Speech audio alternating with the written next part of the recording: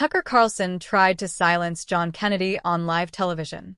1 second, Kennedy was mid-sentence, steady, factual, calm. The next, his mic cut out. Tucker smiled into the camera. That practice smirk that says control is mine. "Senator, I think we've lost your audio," he said, voice smooth, eyes sharp. The control room knew better. Nothing was lost. It was muted. But Kennedy didn't flinch. He simply folded his hands, leaned back, and waited. The camera stayed on him, and that was the mistake, because silence in that moment did what shouting never could. His expression didn't move. His stare didn't blink, and within seconds, the internet noticed. #Kennedy unmuted trended before the segment even ended. Clips of the dead air spread faster than any quote could have. The silence became the statement. In debate, control is borrowed. Silence is owned. When Tucker's producers finally brought the mic back, Kennedy didn't raise his voice. He just said, "You can cut sound, but not sense." The audience laughed, not at him, but with the precision of it. Carlson's smirk froze, and the interview meant to corner Kennedy turned into an open demonstration of control collapsing live. Hit like, tap subscribe, and tell me in the comments where are you watching from tonight. The studio looked like control itself. Cold blue panels, seamless lighting, and a stage engineered to reward interruption. Everything about Tucker Carlson's set was built for dominance. His camera sat higher, his chair angled forward. His name glowed twice the size of his guest's title card. Producers whispered in the booth. The live feed delay ticked at 3 seconds. Enough time to cut. Never enough time to think. Kennedy's chair, positioned half an inch lower, wasn't an accident. Neither was the lighting. Cool white for Tucker. Softer amber for the senator. Subtle but surgical. Tucker leaned back during the countdown, pen tapping against his notepad, his smile the same one millions recognized. Equal parts curiosity and control. Kennedy sat still, hands folded, posture straight. He looked less like a guest and more like someone attending a hearing he'd already prepared for. Every show has 2 microphones, but only one frequency of control. The red tally light blinked on. Tucker started fast. His rhythm sharp. Questions structured like a trap. "Senator Kennedy, you've been accused of spreading mistrust in the media. Isn't that ironic considering you use it so well?" His tone carried that trademark smirk. Half question, half verdict. Kennedy didn't flinch. "I don't mistrust the media, Tucker. I mistrust monopoly. You just happen to have one tonight." The crew in the booth laughed quietly before catching themselves. Tucker's eyes narrowed for half a second. Then he recovered. "Well, Senator, let's be civil. You're in my house." Kennedy smiled. "Then you should have dusted." Power feels stable until someone speaks in full sentences. The exchange wasn't loud. It was balanced, almost polite. But underneath it, the control room felt the voltage rise. Every producer knew that rhythm. Tucker's interviews worked by keeping his guests reactive. Kennedy wasn't reacting. He was dissecting. A pause. Then Tucker tried to pivot. "Let's talk responsibility. Don't you think leaders like you feel distrust when you call journalists biased?" Kennedy tilted his head slightly. "When bias becomes business, calling it out isn't distrust, it's audit." The moderator in Tucker's ear whispered, "He's taking oxygen." Tucker's jaw tightened, that brief flicker of calculation his audience never saw. Echo preamble. Control rooms like quiet guests. Quiet guests rarely stay quiet. Kennedy continued, calm but deliberate. "You see, Tucker, truth isn't supposed to fit the network schedule. Sometimes it takes longer than a commercial break." He smiled faintly. "And sometimes it survives the mute button." The booth froze. Tucker straightened. "We're not muting you, Senator." Kennedy's reply was smooth. "Not yet." The crew exchanged glances. Even the camera seemed to lean closer. When a guest predicts silence, the host has already lost it. The segment's timer blinked. 1 minute and 42 seconds remaining. Tucker cleared his throat. "All right, Senator, let's move to," but Kennedy leaned forward, voice calm, tone surgical. "You invited me to talk about responsibility. Let's start with yours." The control room lights dimmed slightly, as if the studio itself understood what was about to happen. For a second, the conversation felt less like television and more like testimony, broadcast in real time to a nation used to noise, but starved for composure. The signal isn't what airs, it's what survives the edit. And somewhere in the booth, a producer hovered over the mute switch, not yet knowing he was about to make the moment that would define the show. The first round began the way every Tucker segment does. Fast questions, sharp tone, a rhythm meant to box his guest in before they realize the floor is slanted. His eyebrows lifted. His voice came quick, coded in that confident sarcasm that always draws the first laugh. Senator, you love talking about media control, but isn't it true that your own statements get more airtime than most facts? He grinned. Some might say you are the misinformation you're warning about. The audience chuckled, soft, predictable, obedient. Kennedy didn't blink. Some might say you just proved my point. A flicker passed through the control room monitors. The director whispered, "He's too calm." Tucker's rhythm's off on screen. The energy shifted. Tucker leaned forward to reclaim volume. Well, Senator, I'm just asking what accountability looks like because from where we're sitting, it looks like you dodging answers. Kennedy leaned closer to the mic, voice flat and cold. Tucker asking 10 questions in 30 seconds isn't accountability, it's camouflage. The laughter this time didn't come from the audience. It came from someone off camera, stifled through a headset. Aggression feeds on speed. Precision starves it. Tucker's smile froze for a split second, then reappeared tighter. Camouflage. That's rich coming from a politician. Kennedy nodded. And irony is rich coming from someone who edits in real time. That landed. The crowd didn't know whether to laugh or wait. Tucker felt it. Control slipping through rhythm, not words.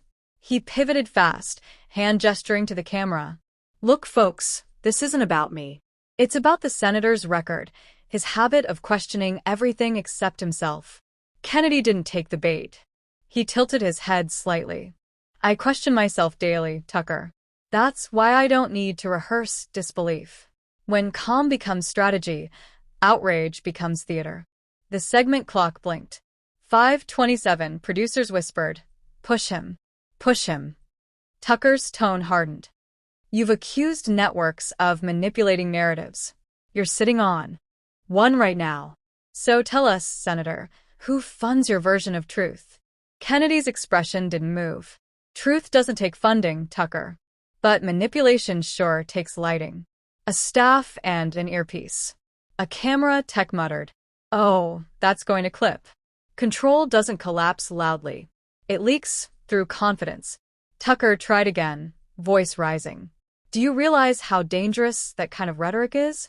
You're attacking journalism itself, Kennedy. No, I'm describing its business model. The studio went still. Tucker looked toward his notes, but his outline was suddenly useless. Kennedy wasn't following the expected grid. Tucker tried humor next. You sound like you've rehearsed this for prime time. Kennedy smiled faintly. I didn't. You did. For the first time, Tucker didn't answer right away. He looked at the camera, searching for timing, but the rhythm was gone. Kennedy spoke again, softer now, each syllable weighted like evidence. The difference between you and me, Tucker, is that you fear losing the last word. I feared losing the first truth. Silence isn't weakness when it waits to become proof. Tucker looked into the lens, lips pressed, eyes narrow. He needed a pivot, a new gear. Senator, I think we've made your point clear, he said. Kennedy smiled. No, you've made it louder. The control room exchanged glances. Producers tense, one hand hovering over the mute control like a reflex. Someone whispered, if he keeps this tone, Tucker's going to cut him. When dominance meets discipline, broadcast turns into evidence. Kennedy sat back, arms folded, tone cooling further. I'm not here to win airtime. I'm here to outlast editing. The red light above camera 2 glowed brighter, signaling a shift. The next 30 seconds would decide who owned the silence that followed.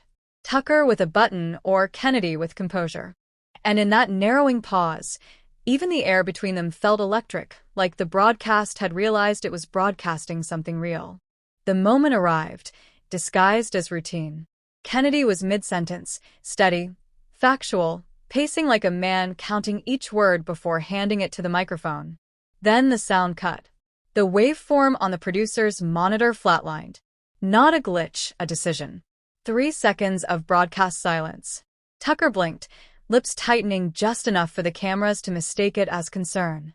"Senator, I think we've lost your audio," he said, tone polite but curved with ownership. Behind the glass, a stage hand whispered, "We didn't lose it. Power doesn't shout. It disconnects." On screen, Kennedy sat perfectly still. No gestures, no visible frustration.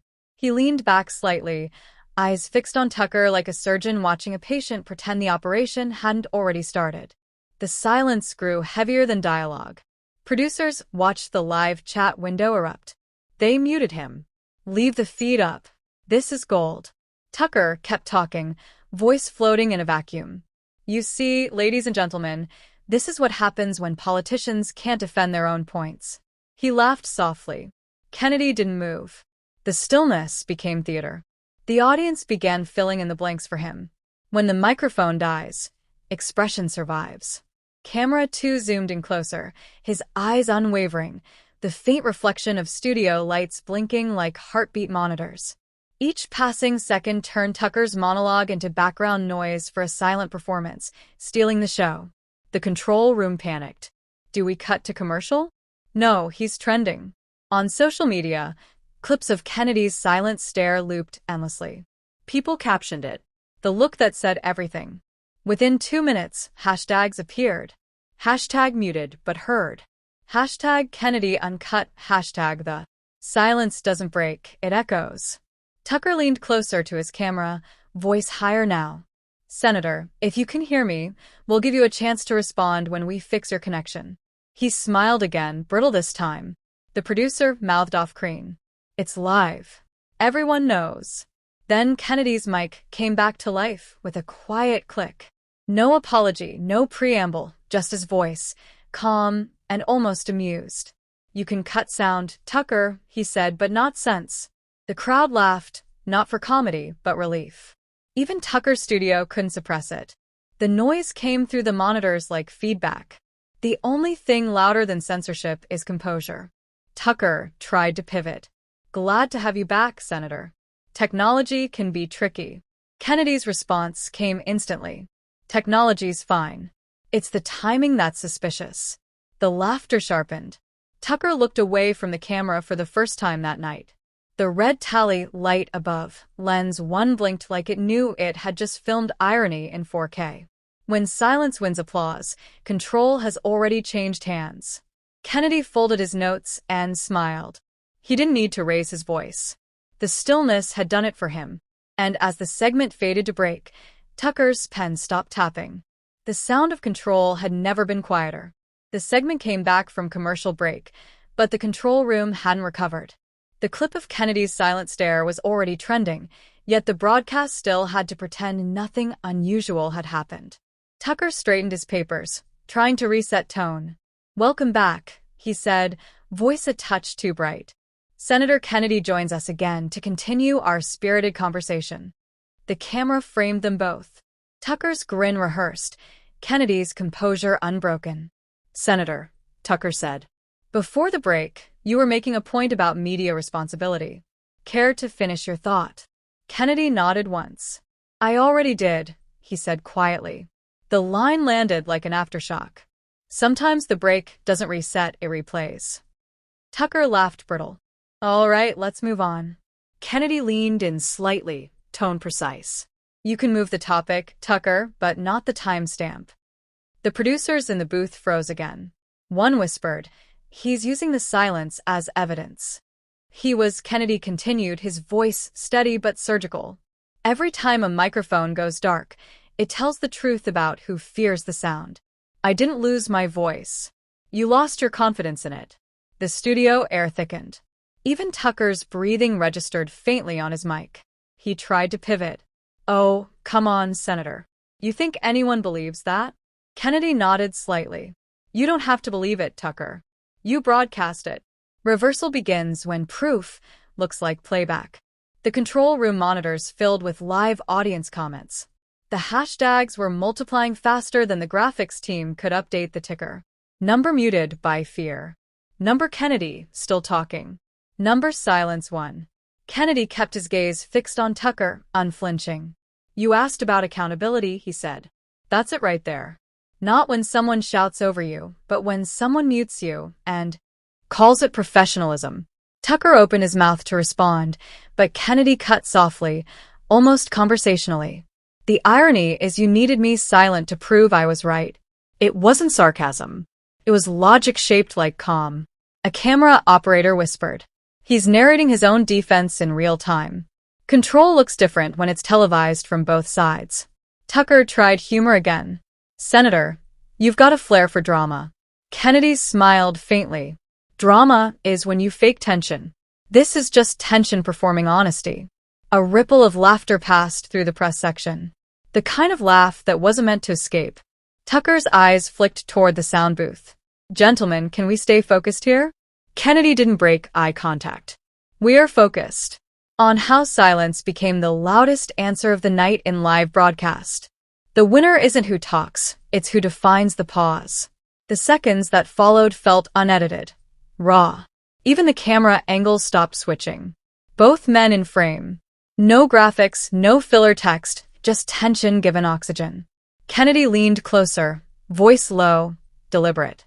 I didn't come here to raise volume, Tucker. I came here to prove that truth doesn't need permission to finish a sentence. Tucker's reply was slower now, a tone halfway between defensive and diplomatic. Well, Senator, that's a poetic interpretation of a technical issue. Kennedy nodded. Then maybe we should fix the connection between truth and broadcast, not between mic and cable. Once silence becomes visible, the argument's over. The control room director whispered, "This segment's unsalvageable." Someone else answered, "No, it's history." The camera zoomed slowly, catching Kennedy's closing look, calm, grounded, and frighteningly certain. The silence Tucker had created was now Kennedy's stage. And he wasn't giving it back. The studio didn't roar. It tilted. In the control booth, headsets went quiet the way rooms do when everyone's thinking the same thing, and no one wants to say it first. A producer stared at the waveform, Kennedy's line flat during the mute, then steady after, like a lie detector that had picked a side. Lower the music bed, someone whispered. It makes us sound nervous. On the floor, camera 2 drifted tighter on Kennedy without being told. The operator stopped halfway, as if afraid to admit the frame felt right. Tucker's camera stayed wide. You could see the pen in his hand stop tapping. Control breaks quietly. Then the room admits it. In the audience pen, phones lit the dark between rows. Clips looped in real time. Kennedy silent. Tucker talking. The click back on the line. You can cut sound, not sense. A caption climbed the feed. Dead air. Live truth. It spread like a nod that went national. Backstage. A junior booker mouthed, "Do we pivot?" The segment producer shook his head. Too late. The pivot already aired. Tucker tried to regain tone. "Senator, let's turn to policy." But the word policy now felt like a curtain pulled over a broken window. Everyone could still feel the draft. Once the audience sees the wires, the trick is gone. Kennedy didn't press. He just sat in the open air Tucker had made and treated it like daylight. When he spoke, it was slower than before, cleaner. You invited me to be clear. That's all I'm doing. A floor manager flashed the 2-minute card. For once, countdown didn't sound like power. It sounded like relief. In the booth, analytics crawled across a side monitor. Spikes at the mute. Bigger spikes at the stare. The highest spike at the sentence after viewers aren't leaving. The text said they're clipping. The internet doesn't watch it. Edits comments rolled under the live stream. First time silence, beat talking. He won by waiting. Mute taught more than monologues. Tucker glanced toward the tally, light then away. He knew this rhythm. He'd used it on others. Now the show's own tempo was arguing with him. "Senator," he said, aiming for neutral. "You've made serious claims about media trust. Final thought." Kennedy nodded. Trust is built when a host wants the answer more than the moment. The audience didn't cheer. They breathed. A small sound like agreement learning its voice. Composure scales. Smirks don't backstage. Calms fired. Bookers from rival shows asking for the clip. A standards lawyer asking for the internal transcript. Social leads asking for the stare at 50% speed. No one asked for the question Tucker had meant to end on. The show had already chosen its closing line without him. The director lifted a hand at the wall of screens. Hold the two-shot. No graphics on air. The emptiness did the work.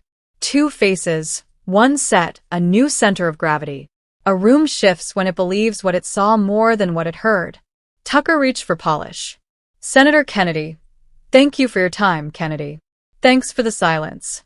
A few people laughed, then stopped like they'd said it out loud by accident.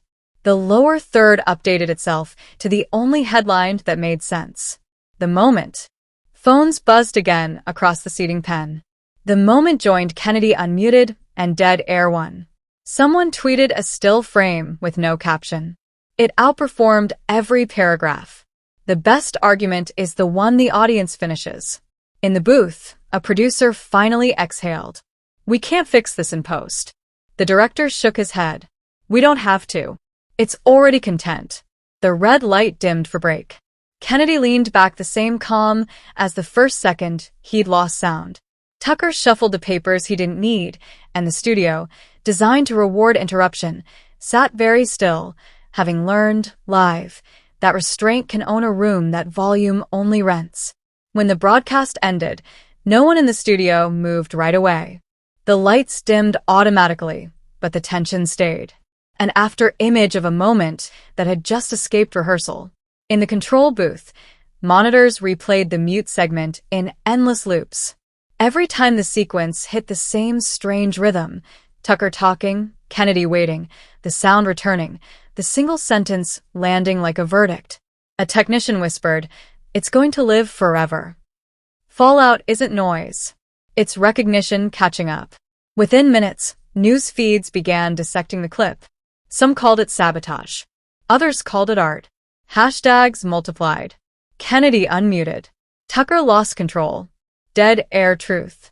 No one agreed on meaning, but everyone agreed it looked like truth. Tucker's producers scrambled to issue statements. Technical malfunction. Audio routing error. But social media had already written the counter-narrative. Silence never glitches twice. Backstage, a sound engineer leaned against the wall, eyes on the waveform. She didn't stutter once, he said, meaning Kennedy's composure, not the equipment. Someone laughed quietly. He just turned being muted into dialogue. Control dies in private. Its echo dies in public. Kennedy exited the studio through a side hallway. Tie still straight. Face unreadable. A journalist caught up. Phone recording. "Senator, how does it feel to trend for saying nothing?" He smiled. Sometimes, nothing's the first honest word. By the time he reached his car, the clip had crossed 3 million views. Cable panels filled with slow-motion replays. Analysts froze frames, counting seconds of silence like beats in a symphony. A host on another network sighed on air. He weaponized patience. Fallout is the applause that never sounds like clapping. In Tucker's office upstairs, the mood was clinical. Assistants clipped segments, re-edit reactions, trying to cut the pause shorter, but every version still felt longer. He stared at the monitor, jaw set. "Keep the dialogue." "Trim the silence," he ordered. A producer answered softly. That's the part they came for. The irony didn't need spelling out. He'd spent years mastering rhythm, the punctured question, the dramatic pause, the power of timing. And now someone else had stolen the silence. Every host builds a stage until the quiet learns how to host itself. By midnight, Kennedy released a single statement online. "They didn't silence me. They sponsored the proof." It was shared, quoted, subtitled, remixed. Every edit made Tucker's muting look more intentional, more revealing. And in the space where outrage usually grew, something colder took root. Respect. When a moment owns itself, no network can rebrand it. In the morning briefings, producers tried to spin it. "It's a glitch story," one said. "No," replied another, eyes on the trending charts. "It's a control story." The clip looped on screens in airports and cafes. Kennedy's calm face, Tucker's fading smirk, the sound returning right where the meaning had waited. People didn't turn the volume up. They didn't need to. They already knew the line. The clip didn't fade with the news cycle. It lived on every screen, muted, looped, replayed, dissected. Students quoted it. Podcasters slowed it down. It had stopped being television and turned into a study of control. Kennedy never celebrated. He didn't repost or explain. When asked later, he said, "A man who wins with silence doesn't need a victory speech." That line replayed as B-roll across 100 news feeds. Each anchor said it differently, but the tone stayed the same, measured, grudging respect. Every pause charges interest. The longer it lasts, the more it's worth. 1 week later, he sat for another interview. Different network, calmer stage. The host opened softly. "Senator, people say you taught America how to use silence." Kennedy smiled faintly. "No," Tucker did. "I just let it finish." He leaned forward, eyes steady, words clipped clean. "You see, everyone wants to own the last line. But the pause between words, that's where truth hides. If you try to control it, it controls you." The studio fell still again, almost afraid to breathe too loud. Somewhere in the booth, a sound tech whispered, "Here it is again. You can't silence a silence that knows it's being watched." Kennedy continued, "People forget silence isn't weakness. It's a test. It measures who panics first." The host blinked, unsure whether to respond. Kennedy filled the space himself. "I wasn't muted that night." "Not really. They just turned off the part of the broadcast that could lie." The clip ran live, then viral again. Every viewer heard something different in it. Defiance, discipline, proof. But they all understood what he meant. A pause only feels empty until it starts holding evidence. Later, walking out of the studio, Kennedy paused at the hallway where a technician stood with folded arms. "Same signal tonight?" he asked. The tech smiled. Loud and clear. Kennedy nodded once. "Good. That's how silence should sound." Outside, the city buzzed. Car horns, chatter, screens flashing his own still face in shop windows. He stopped at a crosswalk, looked at one replay on mute, and chuckled. "You win the day you don't have to explain." The light turned green. He crossed. Truth survives when explanation gets tired. The world had moved on to other clips, other debates, other sparks. But this one stayed in memory the way real lessons do. Uninvited, unresolved, complete. It was never about who talked more. It was about who didn't need to. And in the long archive of noise, that pause would keep echoing. One mic cut. One silence that said everything. Hit like, share, and subscribe. And tell me what's one moment in your life when silence said more than